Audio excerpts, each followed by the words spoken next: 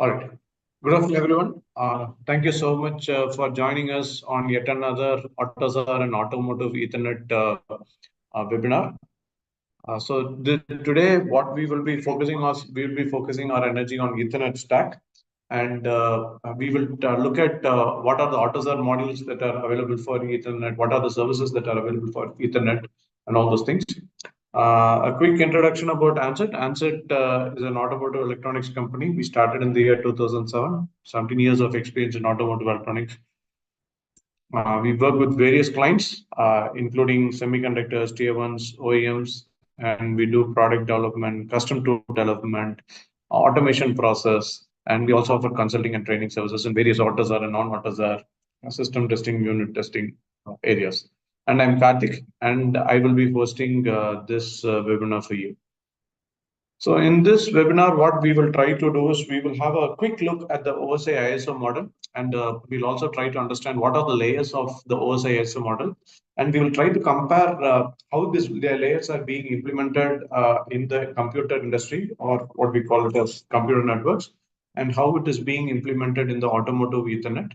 What are the protocols that are associated with each of these layers, and what significance do they play in automotive Ethernet? And once we understand that, then we will also talk about there are different kinds of services supported by automotive Ethernet, we'll talk about what are the services that are focused on AUTOSAR. What are the modules that are available in AUTOSAR and what are the services it can support? So that is something that we'll also spend some time. And we will try to spend some special attention or give some special attention to socket adapters, because that is the heart of how we kind of migrate from non-AUTOSAR, or sorry, how we migrate from signal-oriented communication, which is a prominent one in the automotive industry, like say CAN, FlexWave, and how do we adapt Ethernet to the automotive market. So that is possible only through socket adapter. So we will try to understand what is the role of a socket adapter, what it does, and how it is able to support automotive Ethernet. So that, and we will also try to configure a socket adapter, not a full configuration, but we will try to run you through on how the data will flow in the socket adapter through the socket adapter using an electrobit tool. So that will be the plan for today. And once again, thank you so much for joining our webinar. So we'll start with the OSI ISO model. So when I say the OSI ISO model, it's the 7 layers of the OSI model that we are very familiar with. It starts with application, presentation, session, transport, network layer, data link layer, and physical layer. So if you look at our previous webinar on automotive Ethernet series, we had spent a considerable amount of time on running through on what is the physical layer and the data link layer. We had talked about the 100 base T1 and 100 base TX, what is automotive Ethernet, and all the physical cabling and all the modulation, demodulation techniques that are required. So if you haven't referred to that, you can refer to our older webinar for physical layers. We are not going to talk about that, but we'll run through us from top to bottom. So when we talk about an application layer, okay, so let's put it from a computer network perspective. So an application layer, if I have to talk about it in a very simple terms, it's a web browser is an example of an application layer. One application which is running on the application layer, a web browser like say Google Chrome, or for instance, Microsoft Internet Explorer, or for instance, Firefox. All these things are applications of application layer software. From a mobile perspective, all our apps, whatever we call it as apps, like say WhatsApp, or for instance, mails, or any other Instagrams, all those things are applications which run on application layer software. And whenever I'm looking at an applications layer software, it could be, if we talk about from a banking industry, it could be like say a software where the bank updates the client details, like say account numbers, the cash balance, etc., etc. So there are different kinds of application software that is being run on that. But the most important thing that I want to highlight is whenever we are talking about application software, this application software is installed on an operating system in any of these scenarios that I'm talking about, whether it's a mobile version or in a computer network where I talked about a web browser, or when I talked about a banking application. there is an underlying operating system which is either a POSIX-based system like a Linux, or it could be a Windows operating system, or it could be a Macintosh operating system. But the idea is this application is installed on top of this operating system. This word operating system here makes a lot of difference, because we will try to transition it from here to an automotive scenario. Okay, so these applications are installed on the are installed on the operating system, Windows or Linux. They are not real-time operating systems. They are, like, say, powerful operating systems, but not real-time operating systems. Then once you type something on the, say, for example, Firefox, then you hit the enter button, the data traverses. So when I say the data traverses, these 7 layers don't exist physically. It's only the process, okay? So it's a framework. So what happens to that data? That data, based upon the kind of data that you're trying to browse, whether it is, like, say, a document or image file, or it could be an audio file, or it could be a video file. Based upon that, this data that you want to transmit or receive gets compressed. It also gets encoded, decoded, and sometimes there could be some kind of an encryption technique also that is being added to the system. So the data gets encoded, and then it is sent to the next. It goes through the next process. Okay. And now, if I have to ask you, where is this presentation layer present? Okay, where is it physically present? That means who is doing this job of, like, say, for example, encryption, decryption, encoding, and all those things. Then I would say that it is based upon the Windows operating system is actually doing this job for this. Okay, so whenever we install Chrome, there are some plugins which gets attached to your Windows operating system or your Linux, and the OS in turn is responsible for taking care of all these encoding, decoding techniques. Okay, and all these algorithms are present.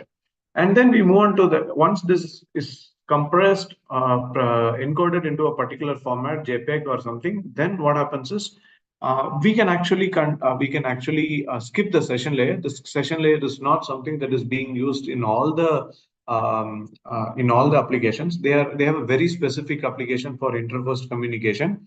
Like, say, for example, when data needs to be transversed, or you want to transmit and receive data inside the same organization. You have a chat engine. Let's say, for example, you have a local chat engine which is restricted to the internal network. Okay, so there you use a session layer, but otherwise we don't use it.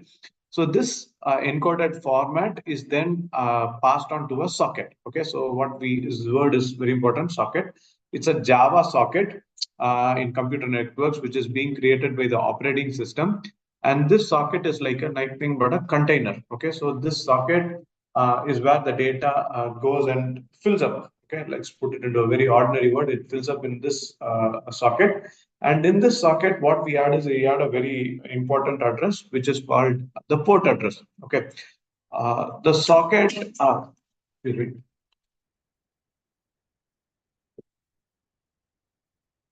The socket is also created by the operating system, and then there is a process of adding the port address, and that process or the protocol for adding the port address is either a TCP protocol or a UDP protocol. This protocol or this process, okay, ensures end-to-end delivery.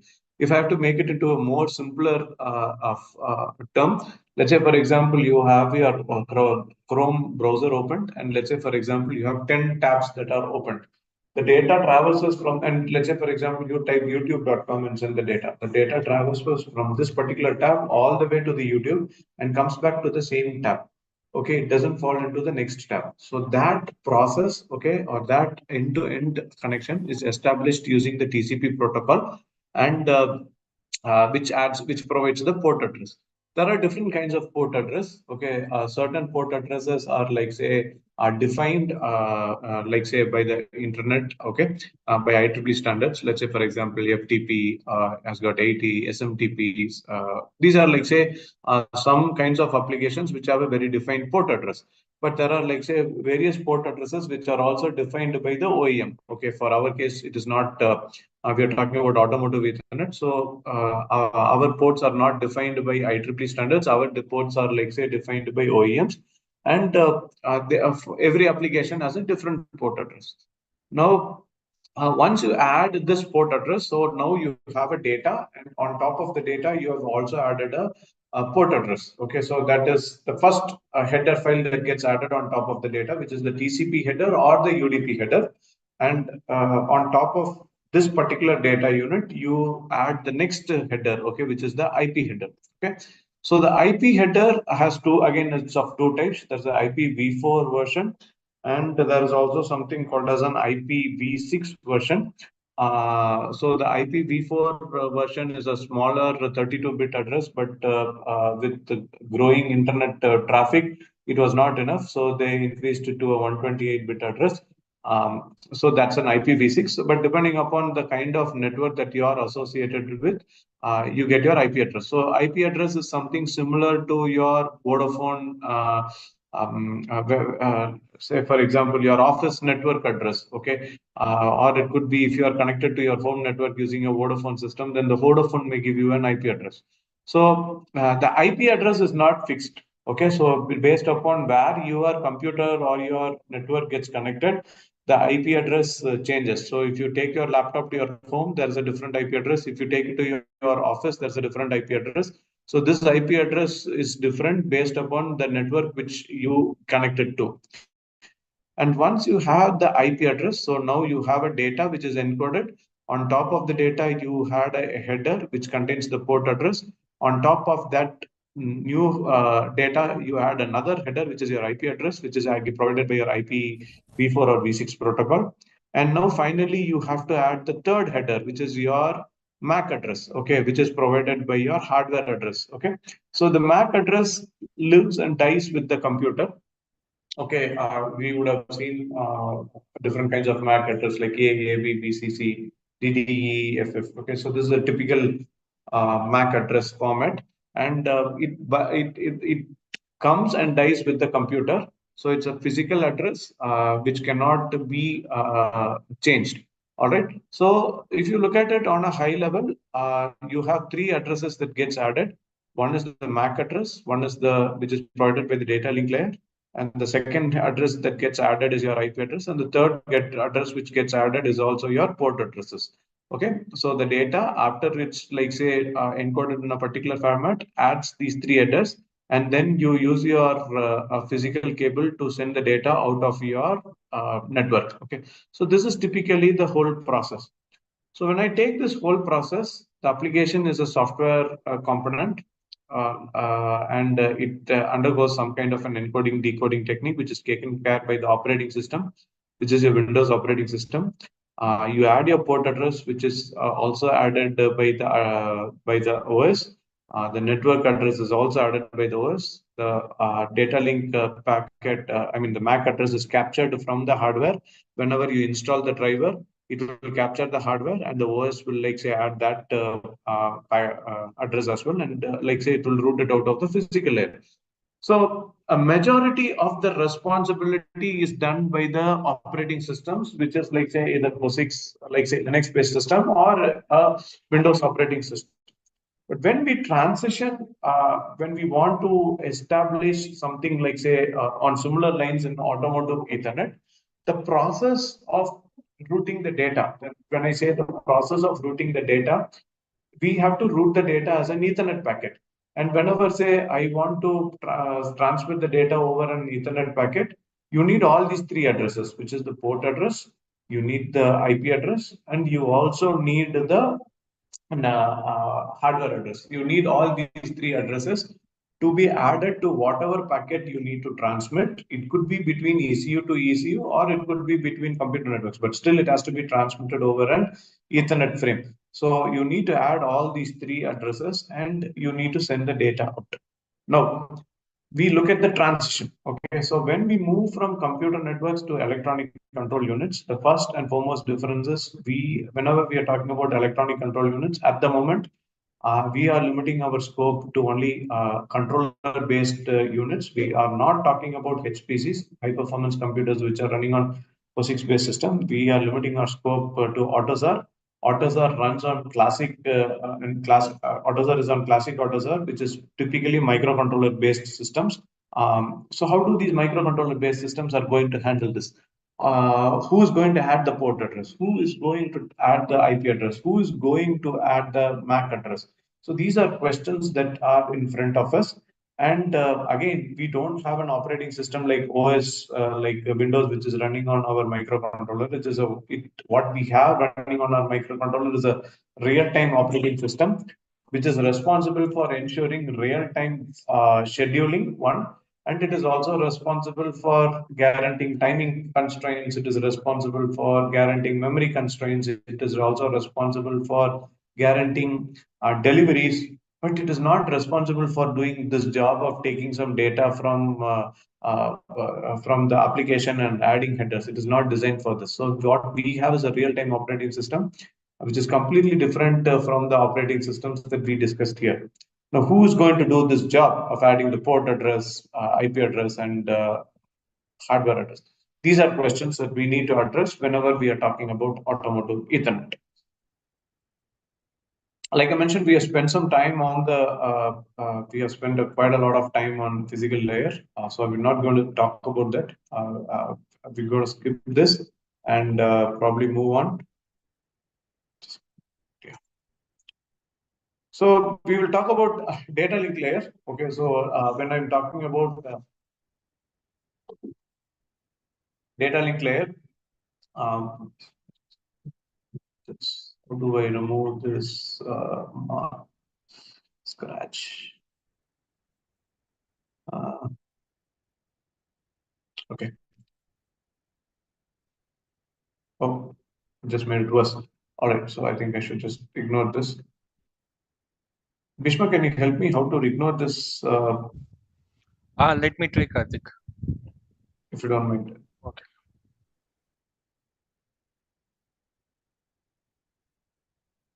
I just want to remove this ink, Bhishma. Yeah. Undo may help. Control Z, Control Z, Control Z. Okay, let's not waste time. Let's go forward. Okay, so whenever we are talking about an Ethernet packet, this is typically your Ethernet packet. When I say 46 bytes, and then on top of the minimum size of the Ethernet packet is like say 64 bytes.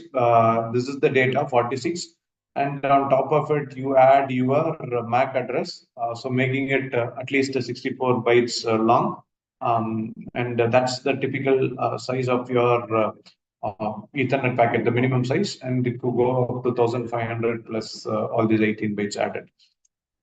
Okay, so this is the 12-bit hexadecimal MAC address that we talked about, the AA, BB, CC, DD, E, FF. If you look at, this is the data that is available. When I say this is the data, this data consists of the data from the application. On top of it is added the port address, which is your address, which is very specific. Like I said, it takes care of end-to-end responsibility. It takes the data from that particular tab and routes it back to that particular tab, end to end. So it adds the port address. It has already added the IP address, and now on top of it, it is adding the MAC address. Okay, so whenever we are talking about Ethernet, one other thing that we also have to understand is there is a significant translation from CAN.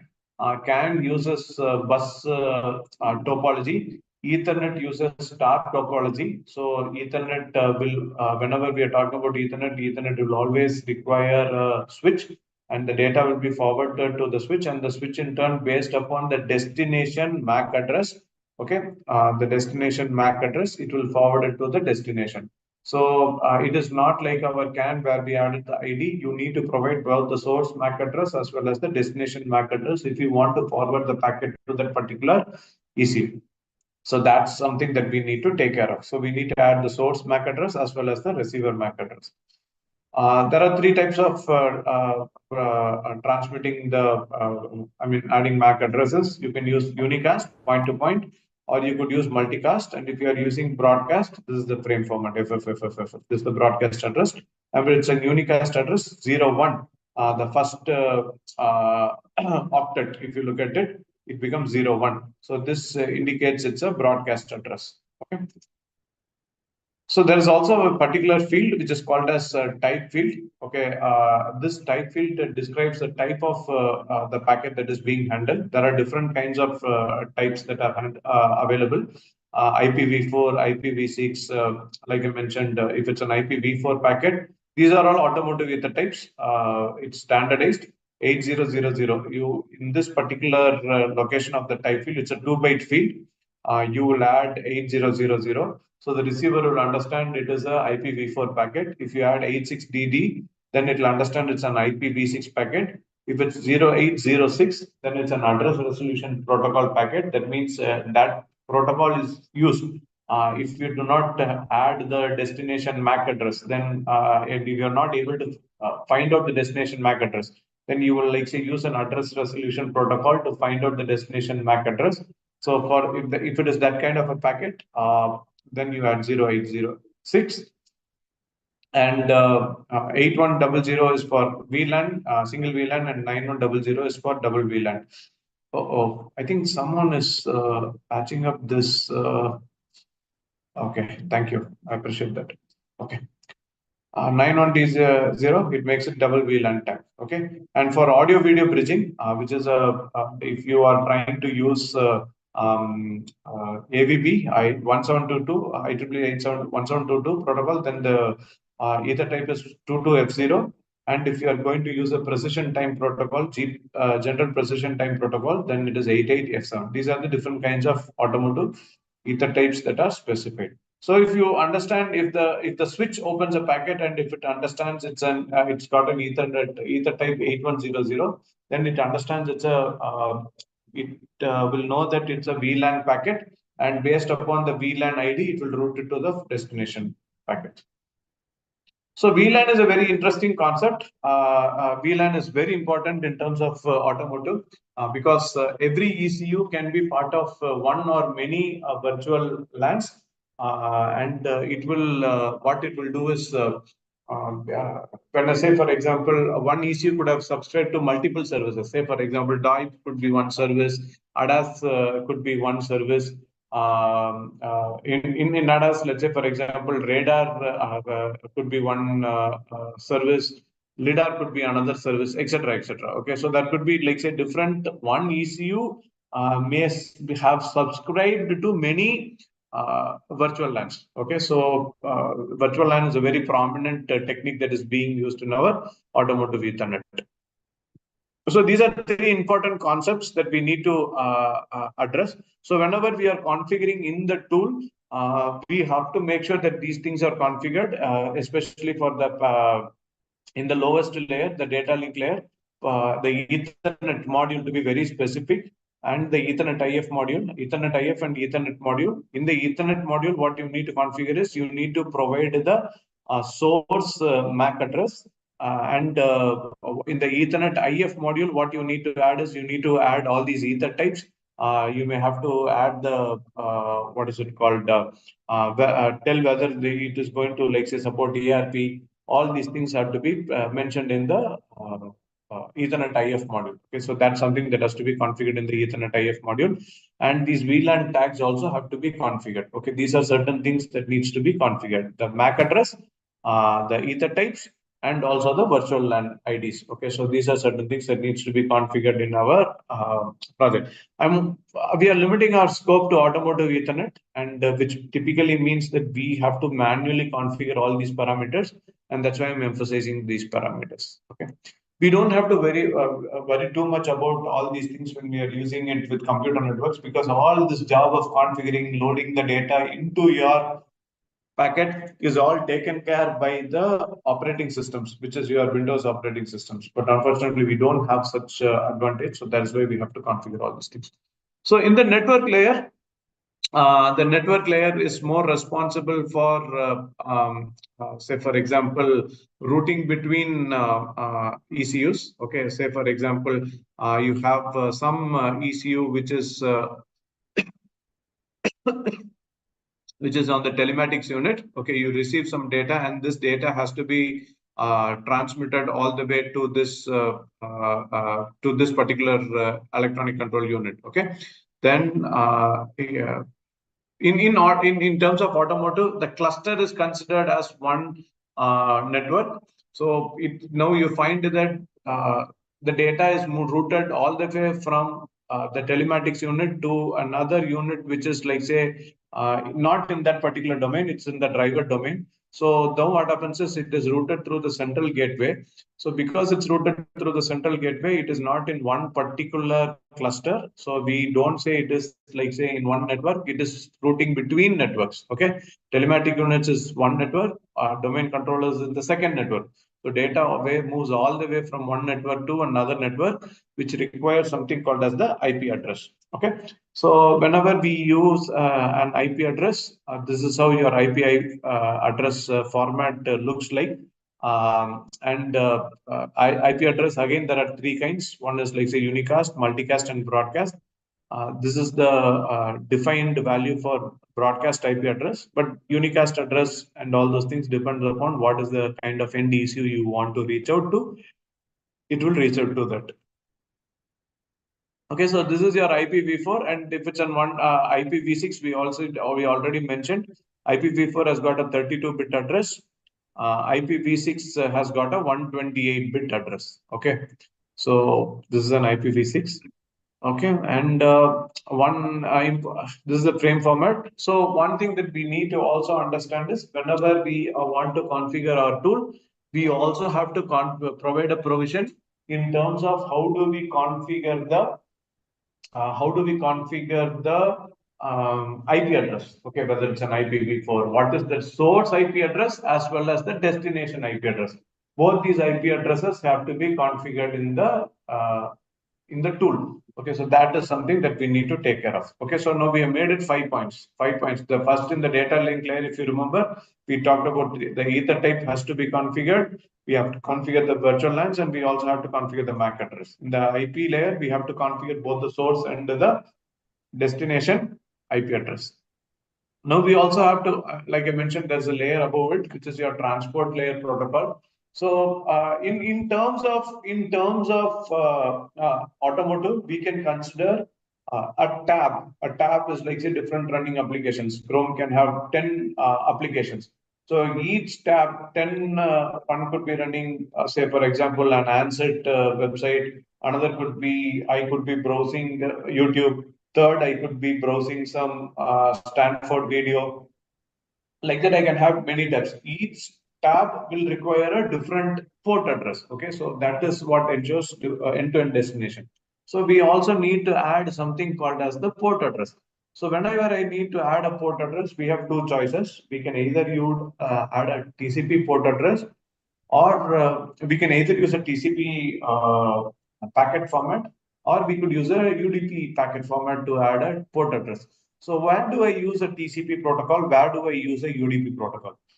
TCP protocol ensures end-to-end reliability. Okay, so make sure that data is transferred successfully and also reliably to the end network. Okay, so there is an end-to-end reliable data transmission. So wherever you want to have, like say for example, data transfer to be making sure that you don't lose any data, then you always use the TCP protocol. And where do it requires a lot of handshake, and it will also, if there is a failure, it will ask for retransmission. And if there is something like, say, for example, the ordering of the packet is not correct, then the TCP will also make sure that the reordering is done and delivered to the application in the right order. All these things are taken very carefully and meticulously by the TCP protocol. That's how it is designed. But whereas if you are looking at a place where you don't, where you are not worried about reliable communication, but you are more worried about fast communication. Let's say, for example, you are talking about very time-sensitive traffic. Say, for example, audio. You want to transmit data between your audio amplifier, and your speaker system. And let's say, for example, it's happening over Ethernet. Then you need some data transfer which has to be extremely fast. You are okay to lose a couple of packets as long as it is like say satisfies the quality of service, but then it has to ensure that the data has to really reach in the destination within a time period. Okay, say some millisecond. So in that place, I will use a UDP packet. Okay. So depending upon what kind of application we do, we choose whether we use a TCP packet or a UDP packet. Okay, let's say for example, I have two tabs open. Okay, I have two tabs open. In one tab, I'm browsing an email, and the second tab, I'm browsing YouTube. The second tab where I'm browsing YouTube will use UDP socket and UDP packet format. And the first tab where I'm using or accessing my emails, I will use a TCP protocol. So just to give you an understanding of how do we make the choice of the protocol. And this is the frame format of a TCP. It's heavy, but it's reliable. And you can add the source and the destination port address. Okay, so this is the TCP header. And if you want, this is the UDP header. It is a lightweight header. Someone says turn up the volume. Are you not able to hear me? Okay. We are able to hear you. Yeah. Thank you. Yeah, you are audible. Yeah. Okay. So whenever we are talking about a UDP packet, it's a lightweight protocol, but fast. And look at this, it just adds the port number and port ID and it forwards the data. It's a very, very fast protocol. Okay. Now, we now understand that whenever we want to transmit a Ethernet packet, we have to have three major headers, which is which is your TCP or UDP header, which adds the port address, IPv4 or v6, which adds the network address. In automotive Ethernet, port refers to the application, or more specifically, it refers to the software component to which the data has to be routed to. In automotive Ethernet, the IP address refers to the cluster. Okay, so every cluster will have a different IP address. And of course, each ECU will have its own MAC address. Okay, so which is your hardware address. So that's how we classify. Okay. Now, looking at services supported by AUTOSAR. Okay, now let us say, for example, and when I'm talking about services supported by AUTOSAR, I'm talking about automotive Ethernet services supported by AUTOSAR. Okay, so I'm talking about that in very specific. Okay, excuse me.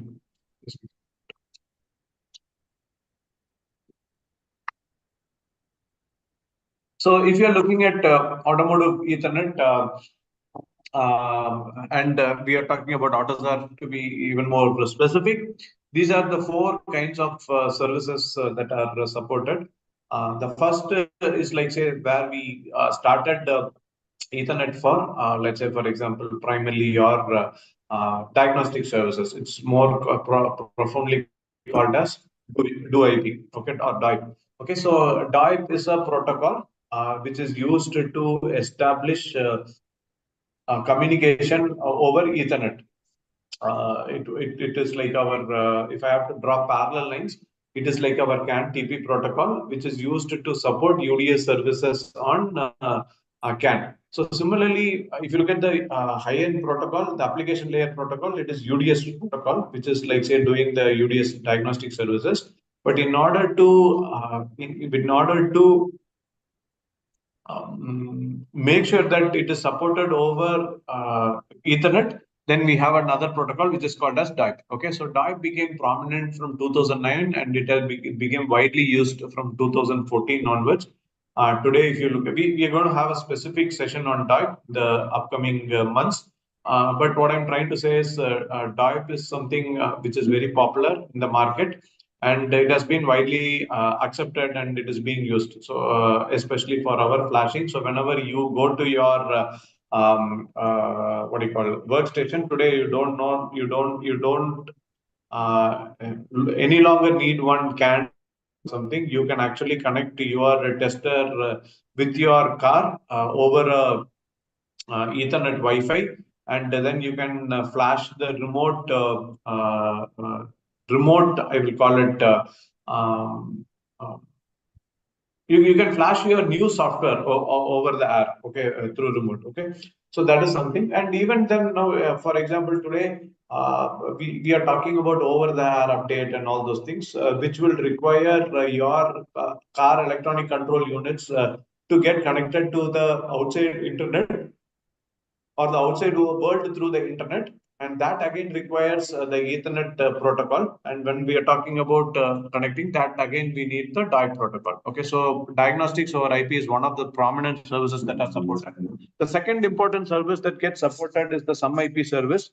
So whenever I'm talking about SumIP service, this is a very important terminology, because all this while, whenever we are talking about Ethernet, whenever we are talking about automotive, not Ethernet, automotive applications, we used protocols like say CAN, we use protocols like say LIN, Ethernet, LIN, we use FlexRay. All these protocols were designed for signal-oriented communication. So what do I mean by signal-oriented communication? Whenever an event happens, you want to transmit the data. Okay, the data can be anything. The event could also be anything. The event could be a 10 millisecond event. The event could be a 1 millisecond event. But whenever an event happens, you want to transmit a data, inform other electronic control units about the event. Then we used a signal-based communication. But automotive Ethernet was never designed for automotive applications. Yeah, Ethernet was designed for service-oriented architectures. Okay, so what do I mean by a service-oriented architecture? Let's say, for example, you have a YouTube channel, okay, and you subscribe to the YouTube channel. Then what happens is, whenever there is a new update on the YouTube channel, you get to know about it. You may consume the service. That means you may go ahead and, like say, download the data, or you may not even wish to see that. That's your choice. But it was designed for that particular application. So similarly, today what happens is, automotive Ethernet supports some IP applications, which is for service-oriented architectures. So say, for example, that could be a particular ECU which is subscribed to a radar unit, let's assume. And as long as the distance between the particular car and the front car remains same, then it will not transmit any data to this particular ECU. But let's say, for example, there is a change in the distance, then it will update. So this kind of, like say, subscription-oriented services have been possible only through service-oriented architectures. Okay, and this is also important because what happens is, today in the market there are a lot of high-performance computing. Okay, if you look at just had one picture here, which is also an example, okay, where we have a lot of domain controllers. These domain controllers are no longer microcontrollers. They are, like say, they are powerful high-performance computers. And some of these high-performance computing engines can be also run on micro processor-based systems, employing Linux OS and all those things. So in terms of communication, it requires your end ECUs also to support service-oriented architectures. So that's one thing. But one thing you should also be very clear is, I just also to, as we speak about this, I also want to add one more point. Just because we use DIAC for flashing, okay, we use DIAC for flashing, it doesn't mean that your end electronic control units, all the electronic control units have to be Ethernet. Okay, it need not be Ethernet based. All your electronic control units, let's say, for example, your powertrain system, which is, like say, traditionally built over years, those 10 electronic control units could very well be running on CAN and CAN-FD. It need not be on Ethernet. The central gateway will take care of the migration from Ethernet to CAN. So what I'm trying to emphasize is, even though your car could be an older network, could be running on traditional signal routings techniques like say CAN and CAN-FD, you could still use Ethernet to flash the software, because that will reduce the number of flashing cycles. That's the main idea. Okay, CAN has a maximum size of, like say, the size of the data is very much limited. The amount of data it can carry. Ethernet can carry huge chunks of data and with heavy data rates, speeds. So that is where it is there. And it also supports DIAC, service-oriented architecture. These are two services that are required. The third is a traditional architecture. So when I say traditional routing, data has to travel all the way from the application to your lower layer modules, ETHIF and all those things. And there are some signals being transmitted and received. So there is some traditional routing that's being done. And it also has something like time-sensitive networking and audio video bridging traffic. Okay, so today we use Ethernet. It is replacing many of your audio video systems with Ethernet. Like I mentioned earlier, the amplifiers and the speakers, they are all connected over Ethernet. And today in a high-end car, you have kids playing games and the car is moving more towards a software-defined vehicle and all those things. So in that sense, it has to, like say, support real-time applications as well. Why this picture is of importance is because these are the 4 kinds of high-level services that are supported by Ethernet in the market, especially in AUTOSAR. And each of the services will require a different module, a set of modules. Okay, so some of the modules, as long as we are using Ethernet, they will remain same. But some of them will require it.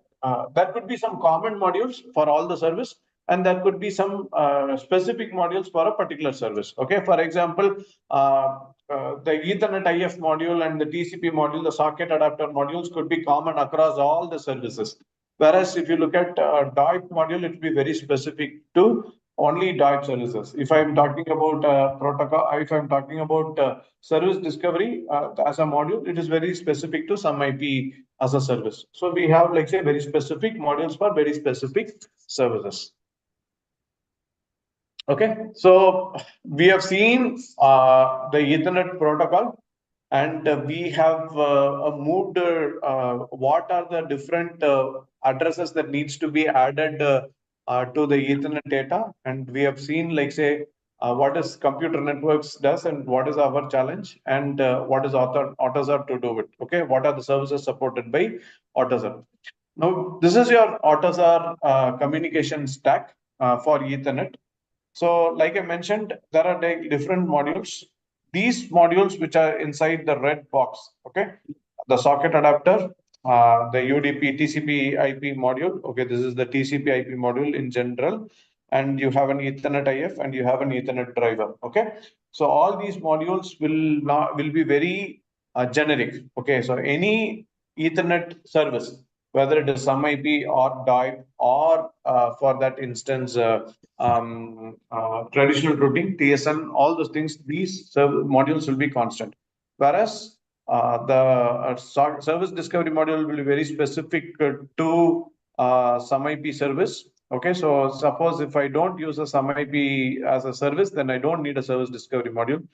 The DOIP module is very specific to diagnostics over IP diagnostics. So if I don't have diagnostics on Ethernet, I don't need this module, and so on and so forth. Okay. Now we come to a very interesting guy, which is our socket adapter. Okay, what do we mean by a socket adapter, and why do we mean a socket adapter? Why do we need a socket adapter? Like I mentioned, whenever we talked about computer networks, there was sockets which were created by Java on the flow. As and when you open an application, as and when you opened a tab, those sockets were created. Okay, but in automotive, and whenever we are talking about not even Linux-based computing, we are talking about microcontrollers. We have to define or we have to create the sockets. Okay, it is our duty to create the sockets. A socket is nothing, or it can be imagined to like a container where the data comes from the application and falls into the socket. And in the socket, in the container, which is the socket, you add all the addresses, which is your port address, your IP address, and then you take the MAC address and add all the MAC addresses, add all these 3 addresses. And then you forward the data to your Ethernet IF module, where which in turn forwards it to the Ethernet controller. The data flows into the Ethernet controller. So this is typically the role of the socket adapter. So we have to create the socket adapter. Now let's, if I have to ask an interesting question to myself, how many socket adapters do I need for my project? Okay, that's a very interesting question to ask myself. Now, let's say, for instance, it depends. The answer is it depends. Let's say, for example, I have a DIP as an application. Okay, I have DIP as an application. So as DIP as an application, DIP mandates that you need at least one UDP socket and at least one TCP socket. Okay, in order to establish DIP communication, you need at least one TCP socket and one UDP socket. But that's not enough. Okay, because in fact, DIP mandates one UDP socket and two TCP sockets, because if another new network wants to join in, or tester wants to join, then you have to reject the connection. For that, you need another socket. So it is based on requirements. Okay, so and whenever we are talking about creating a socket can be used for both transmission as well as for reception purpose. Okay, so a socket is a container, and it is in this socket that the data gets falls. And whenever the data falls, you use the socket and you map it to all the addresses, especially the TCP and the, or not the TCP, the port address and the IP address. So that is where we create the socket. So now what we will try to do is, before we spend some time, we will go to socket adapters, and we will try to configure a socket, and we will try to see where these addresses are all added. Okay.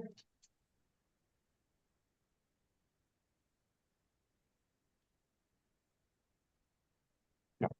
I have with me my colleague 𝗦𝗁𝗰𝗲𝗁, who will run us through on how it is being done. I will stop my screen share. Yes, and my colleague is sharing.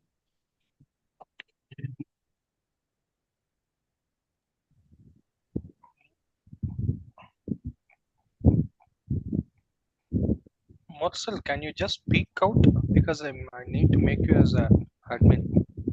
Can you hear us, Bhishma? Yeah. No, I'll put mine on mute. Can you hear us? Yes, 𝗦𝗁𝗃. One second, 𝗦𝗁𝗃. Yeah, please go ahead and share. Can you hear us, Bhishma? Yes. Can you speak up, please? Yes, it's clear. It's clear.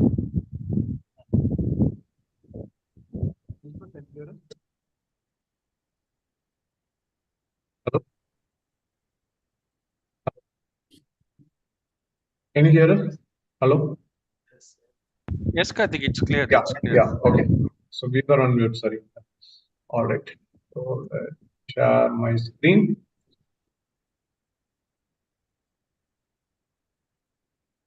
Can you make us a presenter, Bhishma?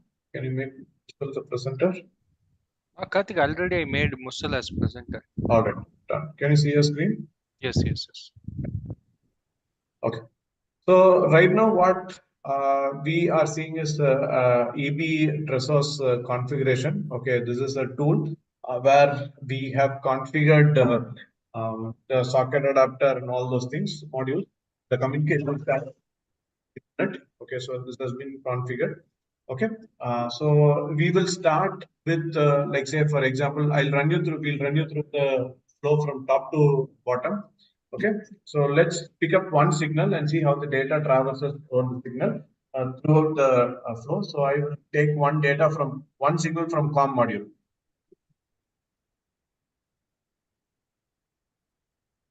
Okay, I'm showing you one.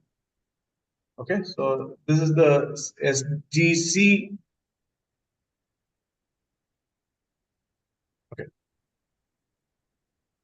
Okay, so this is one transmit signal which needs to be this is just for demo purpose we have created in order to make sure that it is something that can be shared with everybody. So you have a signal which is part of your communication module, and this signal has been added to the COM IPDU.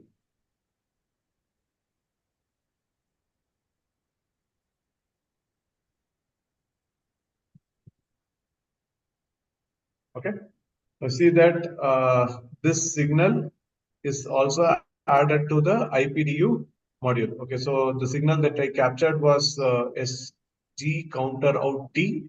You remember that was the signal, and that signal is now part of my COM IPDU. We have mapped it, right? Now the data from this particular COM module has to be transmitted to the PDR, the lower layer module, which is my PDR. In order to do that, we need to create an ECUC reference. Okay, I'll show you the ECUC reference.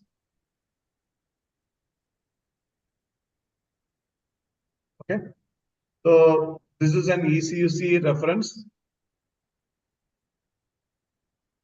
Okay, this is a ECUC reference that is created in order to. So ECUC is an index. If you are working on, AUTOSAR, you know that whenever you want to transmit data between modules,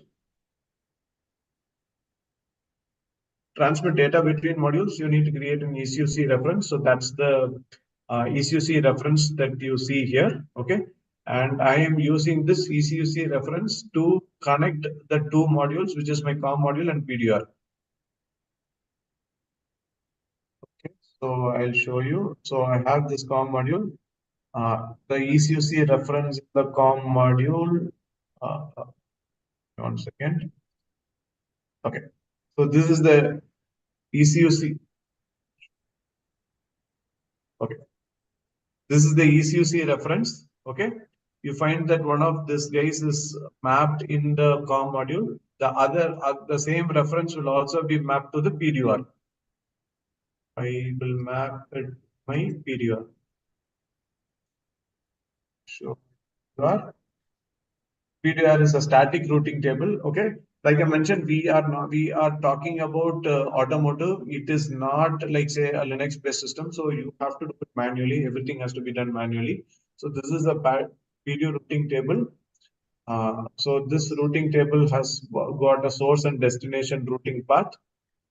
Okay, so this PDU 𝗘𝗁𝗃, okay, is mapped to the, where is the source? Yeah.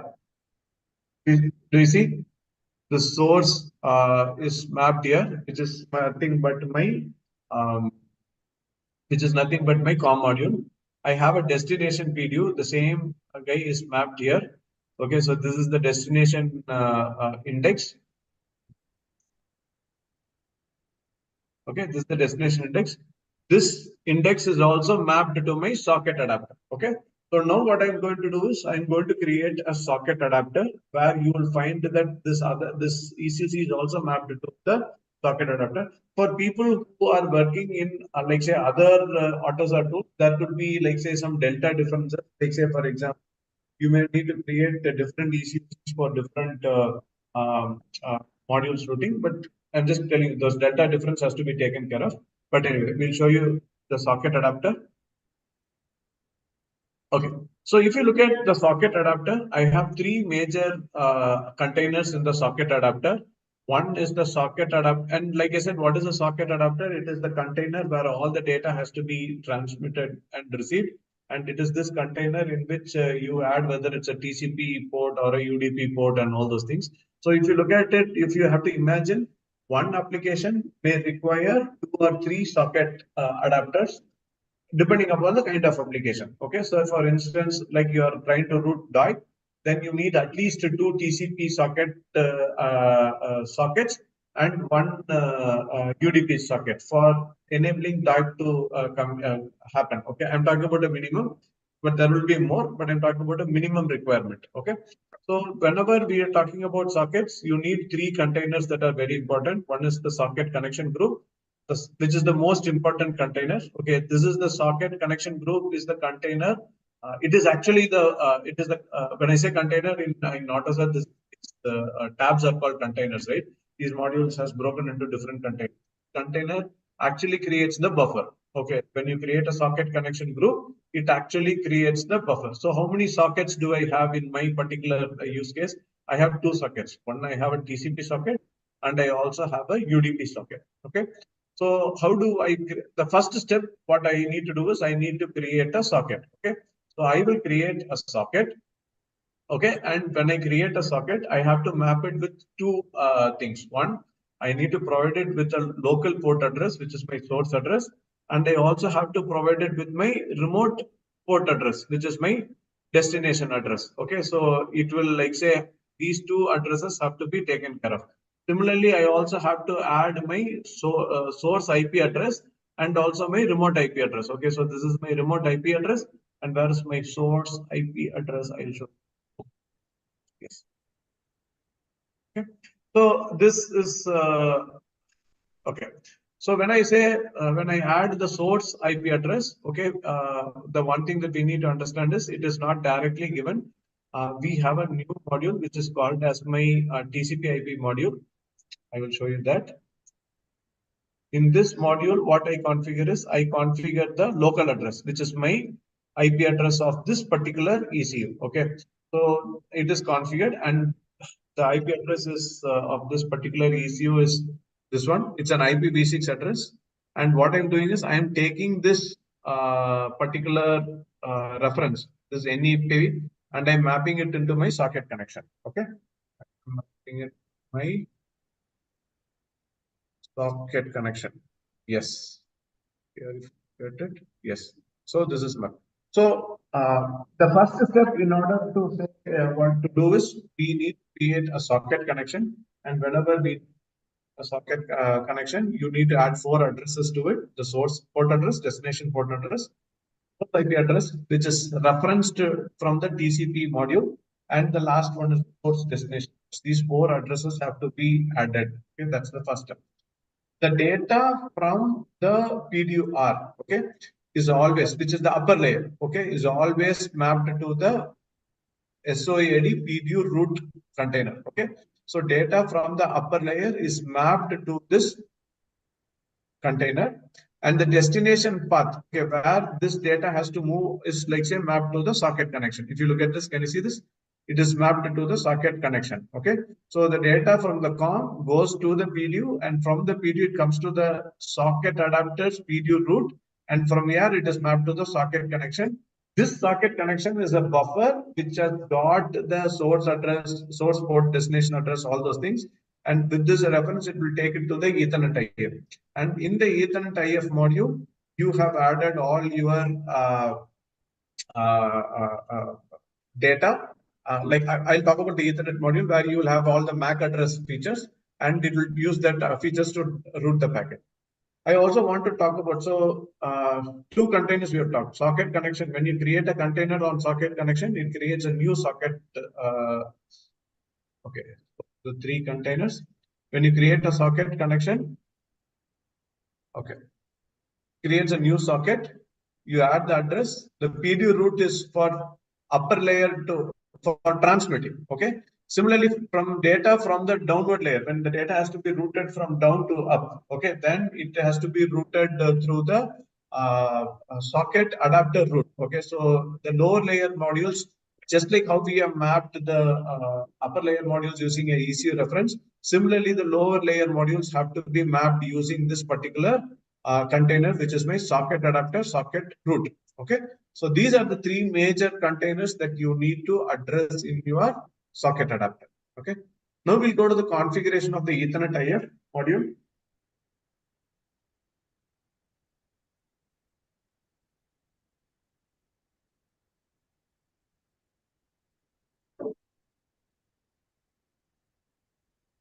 Okay, so in the Ethernet IF module, the first thing that we need to understand is, if you remember, we talked about, we need to configure the ether types.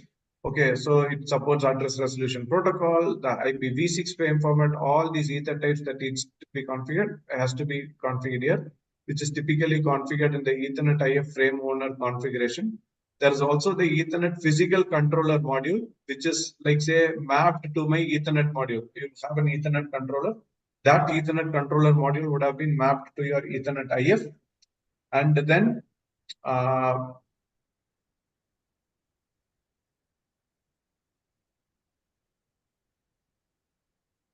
so this is the TCP/IP module where this Ethernet IF module will be mapped. Okay, so whenever you are creating the Ethernet IF module, you need to map the TCP in the TCP/IF module. You have to map the ETH/IF. So now the data from COM, PDUR, socket adapter, using the TCP/IP protocols, it is mapped to the Ethernet IF, and the Ethernet IF in turn will call the Ethernet controller or the driver, and send the data out. So in the Ethernet driver module, you will add the MAC address. I'll show you that as well.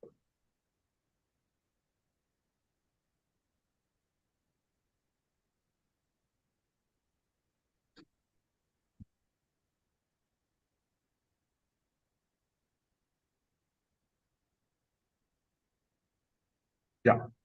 So you have added the MAC address of the system to your, of the controller here. Okay. So this is typically the high level view, and this gives you a complete whatever we have talked about. If you look at it, to summarize, we have talked about all the modules from COM to PDR to Socket Adaptor to configuring the 𝗏𝗏𝗏 to configuring the TCP to the ETH. Okay, so this is how the data flows through, and this is very specific to signal data transmission. In the future webinars, what we will also do is we will try to cover topics like, say, DOIP, the next month video. At the moment, for lack of time, we will stop here. There are a lot of questions. I'm sure I appreciate. We will reply to all those questions in the chat. So please do look at your chat and where we will update all your questions. Thank you so much for joining us. It was extremely happy to host you all on this webinar series on Ethernet. We'll see you the next month, which is the month of October, the first Thursday. Thank you, everyone. Thank you. Thanks. Thank you. All the questions on the chat. Please do refer your chat. Thank Where you. we will reply Bye-bye. to all your